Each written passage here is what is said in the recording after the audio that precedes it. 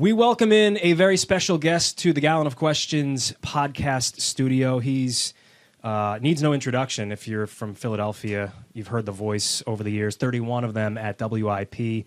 17 years hosting the Eagles pregame show. He has decided recently that he is going to retire from the radio. He's got a lot of things he wants to do. Glen Macnow is with us in studio. Hi, Glen. How are you? Hey, Pat. I'm great, Pat. Nice to see you. Thank you for coming in and doing this. Sure. I am sure that you have gotten a great outpouring of love and admiration and support since you announced your retirement. But I guess the question is, like, why now? In terms of the great love and support, it's like being at your own funeral and having everybody talk about you. It's very odd that everybody speaks so nice to you. Why now? Because the biggest reason why now is this. I've reached the age, I'm in my late 60s, where time is a more important currency to me than money. Sure. And there are things I really want to do with my life, and while I have my health, I have the opportunity to do them, and so I'm going to do them. What are some of those fun things you have on the dock? Are you allowed to tell us? Oh, gosh. There's no secrets here. Kill me. I think like a lot of people, I want to travel more. Yeah. I have not. There are a lot of states and there are a lot of countries I have not seen. And I realize at some point I will be too old to go and do it. And I don't want to say, you know what? I never got to Spain because I worked an extra year. So I'm doing all those things. I'm actually going to Portugal next month. Oh, that's great. I've never been to Portugal. I'm going to Portugal. So that's the number one thing on the top of the list. You have these list books. Do you have 100? Do you have 100 places you want to go in the world? Well, you're so funny because I made a list. It's not 100. Yeah, it's not 100, but it's about 15 essential places that I have not been that I want to really get to. Yeah. So Portugal, is that Portugal is the first one, Yeah. and I mentioned Spain is one. There are other countries. Greece is one. I would love to do a safari. I have never been through to the Rocky Mountains. I mean, there are places I really need to see that I have not. It's good to have a list. So that's sort of the what now, but looking back on your career, you and I were just talking about this before we came in here. 31 years at one place is rare in this day and age, but it also means you were doing something right for 31 years. At least I think so. So when you look back on those 3 decades plus, do you feel like, how lucky was I to be able to do this? Oh, yeah. Listen, I'm lucky to have the job for a day. To have it for 3 decades is really something. And what I really discovered doing radio over the years is a very different medium. I was a newspaper guy before that, and I've done some TV. And the thing with radio is that it's an intimate medium in terms of people are inviting you into their car or they're inviting you into their house. And we talk and we chat, and what I've realized over the years is there is a connection with people, even if I haven't met them, that I'm their pal, I'm their friend, and they're giving me the privilege of letting me into their lives. And so when I do meet people, they'll say to me, hey, I remember when you used to talk about your son in high school wrestling, like, how's he doing now? Or I'm thinking of getting knee surgery. I know you got knee surgery. Tell me what it's like. And things, so I am very, very privileged to have done it, and to have done it for 3 decades is more than I could have ever asked for. You said you were lucky enough to do it for one day. When you jumped from writing to the radio, what was the thought then? I remember it well. I was writing for the Inquirer. I had started to not like it there because I wasn't getting along with my boss and my assignments, and just, people, you hit a part of a job where, like, this isn't really going well. WIP was starting up. It was the second all sports station in the country. Who thinks this is going to work? How in the world are they going to get people to listen to sports all day? But the chance came up, and I remember I said to my wife, I think the break-even point would be 5 years. If we can get 5 years out of this, even if I have to go look for another job in another business, it will have been worth it. When you did make the switch, were you thinking, like, I can do this? Or was this so foreign to you, like, I don't know, we'll throw stuff at the wall and see if it sticks? Well, I was kind of lucky in that some of my newspaper colleagues had gone there before me. So WIP, Tom Bigby, who is really the early program director of WIP, in some ways was very visionary. He hired some really good old school type radio guys, Jody McDonald, not that Jody was an old guy, but Jody's an old school style guy. Steve Fredericks, guys who really knew how to do that side of it. And then he brought in a bunch of newspaper guys. And Angelo Cataldi went first among us at the Inquirer and was tremendously successful. And Mike Missinelli went, and Al Morganti went. And so I had more confidence in that the people I had worked with had gone there and done it. And I thought, well, if they can do it, maybe I can do it. How different than, I mean, I guess having done it, having hosted a radio show on the weekend, things feel way different, way more relaxed than during the week. Yeah. They both have their benefits. They're both fun in their own way. But I always found like the weekend, you can just BS and have fun. And you are a friend of the people that are listening a little bit more so than the people that have the 9 to 5 that are looking more to get things off their chest, on their ride home.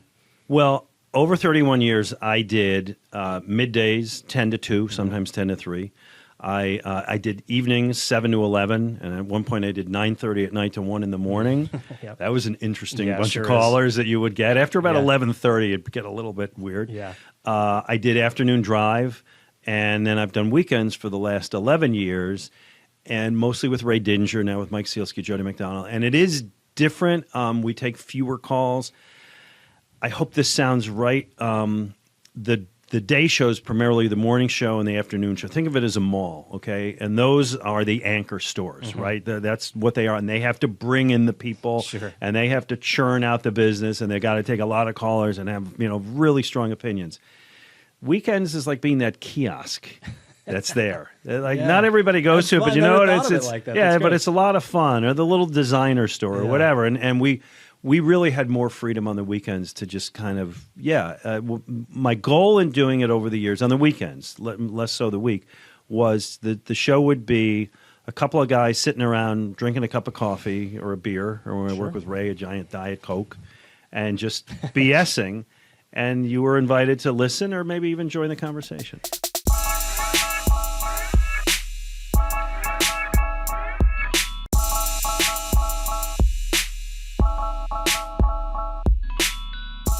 So many people want to get into this business, and I get that. We grow up listening to you guys, and it seems like so much fun. But to everyone out there who maybe, the younger crowd that has a dream of being on TV or being on radio, what's your advice to them? I'm sure you've given this speech over the years quite a few times, but the industry changes so rapidly that where we are now is not where we were 5 years ago or 10 years ago or 20 years ago. And I taught at St. Joe's for a while, and it came up a lot, and it's nice to see some of my former students actually are making it in the business. So my biggest advice is, one, be ready to move. The chances of starting in a major market like Philadelphia, if you grow up here, are not great. So whatever the 120th market is in the country, you may have to start in Boise, Idaho, Sure. which I know some people here have done things like that. Of course. Number two, if you're not on air first, if you're working as assistant, if you're working, doing something else, be the first person in the office in the morning and find out what that host really could use you for. Learn different skills. Learn to cut up tape. Learn to do this. Search the news. Be the person with ideas. Be the hardest working person there so that when the opportunity for something more comes up, you're the one they think of. Any favorite radio moments, radio shows that stick out to you? I'll give you years? one. Yeah. I'll give you one. I was thinking about this the other day because it was the anniversary of it. I was on the night before they blew up the vet. And like a lot of people that week, I was talking to callers like, what's your favorite memory at the vet? And when did you go there? And I realized I didn't grow up here. And so I didn't appreciate the vet as other people did. Sure. When I moved here and the first time I went to the vet, I did like, this is it. This whole but I eventually came to see what it meant to people. Sure. So I'm working that night. I was getting off at 11, and I'm talking to everybody about what it meant to them. And people are like, "Yeah, I just I would love to be there one more time." And I impromptu said, "When I get off the air, anybody who wants to meet me, let's go down to the vet. They're going to blow it up tomorrow. Let's have a wake." And somebody called in and said, "You know what? I'll bring some cigars." And somebody said, "Like I'll bring a bottle of champagne. We'll open it up." And people are all kinds of people. And all of a sudden, I thought it might be a couple dozen people down there.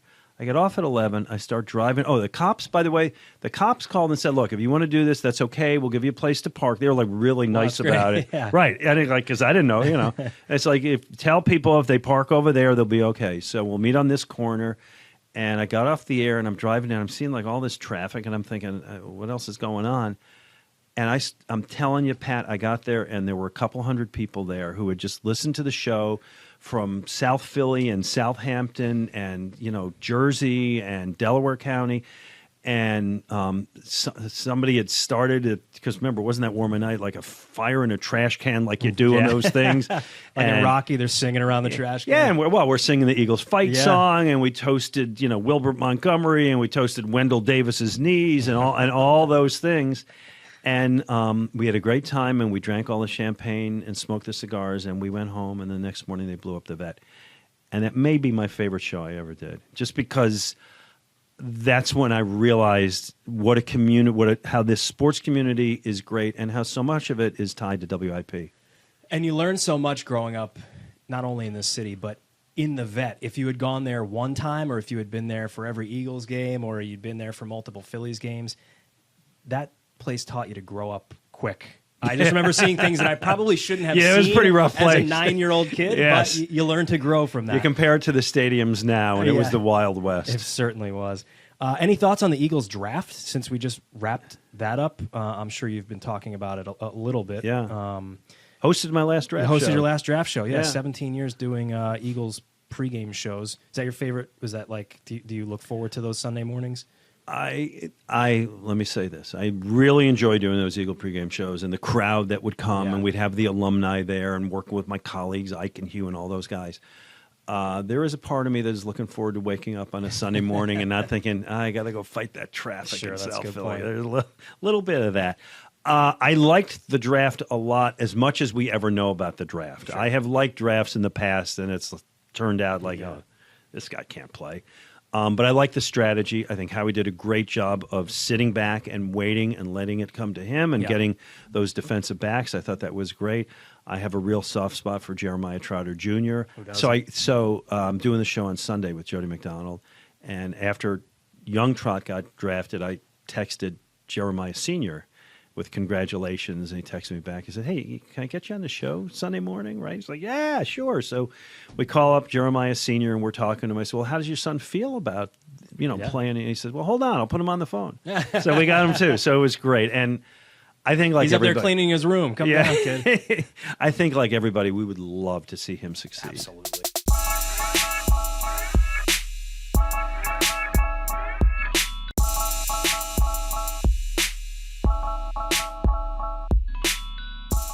You are also into theater, is that right? Like I am. Are you a theater buff? I am a theater buff. I love to go to the theater, and so I acted in high school and college. Okay. And then I was going to ask you that. And then I got a job and got a wife and got a career and kids and all those things. Sure. And always thought to myself, like, someday I'd love to get back into acting. Someday I would. And it just was, a dream. A friend of mine, former producer, his name is Anthony Sanfilippo. He's in local media now, but he's also very involved with the PCS Theater in Swarthmore. And he always said to me, you say you want to get back. You say you want to get back. One day he shows up at my door, literally of my house, at my door. The bell rings. I open the door. He hands me a script. He says, auditions for this are next week. I think you'd be good. You tell me you want to do it. Show up. That was 2016, and I've been acting in plays ever since then. I'm currently acting in the Diary of Anne Frank. When is this running? This is running this weekend. I am appearing this weekend in the Diary of Anne Frank at the PCS Theater in Swarthmore. Final performances. Please come out. That's pretty cool. How long does it take you to prepare for that role? We've been rehearsing since January. Wow. Yeah. Okay. Yeah, and this is a very intense play, as you can imagine. Absolutely. I remember, 7th grade, they make you go do the play, go act. Oh, you'd be great at it.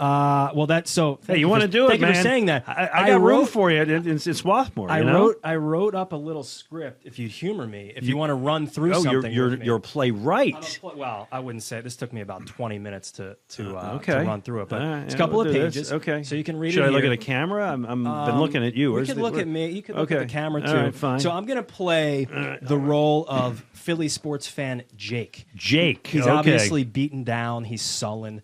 He just wants to celebrate a championship again. So Glenn will play Jake's Uncle Roger, the wise sage. Yeah, there filled you go. with wisdom Typecast. About sports and life in general. I thought this might be first time I don't play the drunk. That's good. Well, we could get some drinks if you'd like, and we could make it happen. Drunk Uncle Roger. I can always get you beer. That I have. All right, so We'll start here. Yeah. Uncle Roger sees Jake is down bad after the latest loss.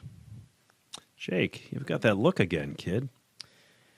Uncle Raj, I'm tired. I'm tired of putting myself out there. I'm tired of wanting the opposite of this. It's so much pain. Yeah, it's in your blood, kiddo. Nothing you can do about it. I tried. I tried to mask the pain of what it's like to be a Philly sports fan. Hey, it's not pretty. I mean, come on. There's no way that you've had to deal with this level of disappointment. You know about the Phillies in 64, 76, 77, 78? What about the Flyers for so long? Oh, the Eagles drove me mad until Super Bowl 52. Hey, I know that pain, Jake. But why does it have to feel this way? What did you do to get rid of the feeling? How did you make it go away? Yeah, look, kiddo, it's not something I'm proud of. How bad could it be? I'm ashamed. But I found the light eventually. You what? I actually tried to be... What the hell you have me doing here? What? All right, I'll play along. There we go. This is under protest. I actually tried to become a New York sports fan, briefly. No. But I found the light, Jake.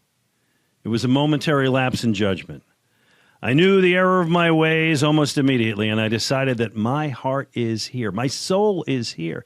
I am Philly through and through. Nothing can take it from me.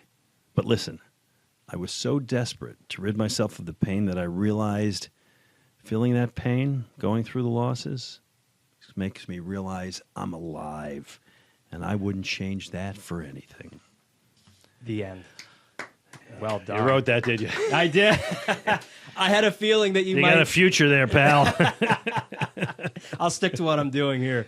That was fantastic. So, future, like you just want to keep taking small parts. Like, where do you think this could go? I intend to make no money off of acting at local theater. I've had a couple very small roles in movies, mostly movies that nobody has seen. Maybe one of them will, get somewhere. Sure. Local indie movies that I've enjoyed. I'm always happy to do that. I like doing that. As I said, I'm still involved. I'm with Conshohocken Brewing Company, so I'm doing stuff with them. And I've still got my my beer TV show, so we'll keep that going at least through the end of the year. Travel, write, maybe take hot yoga. Who knows? Oh, I like that.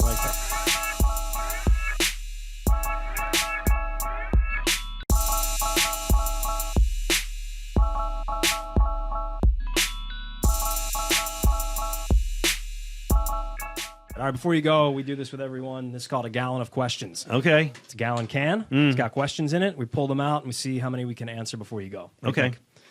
Get in there, see what we come up with.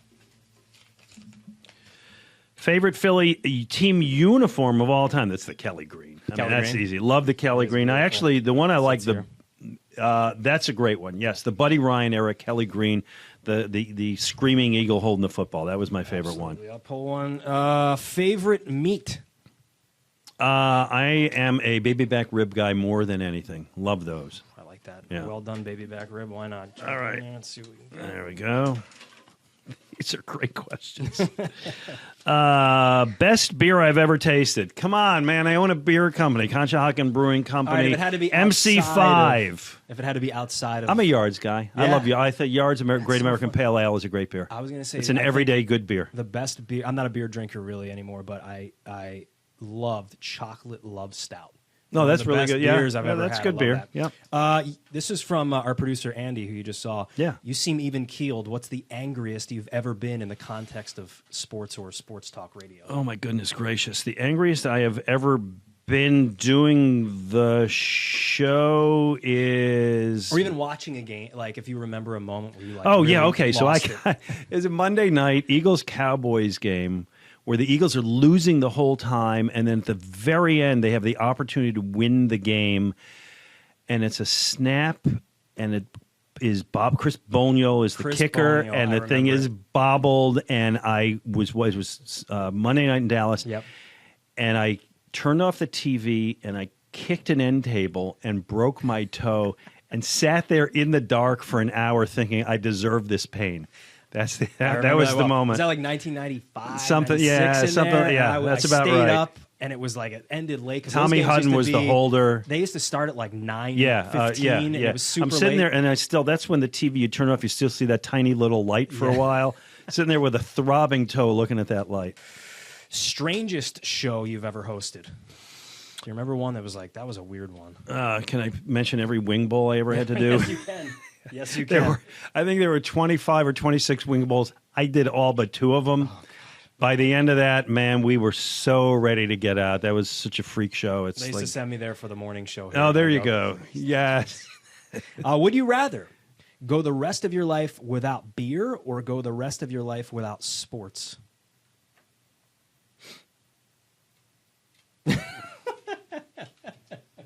You're asking me who's my favorite child.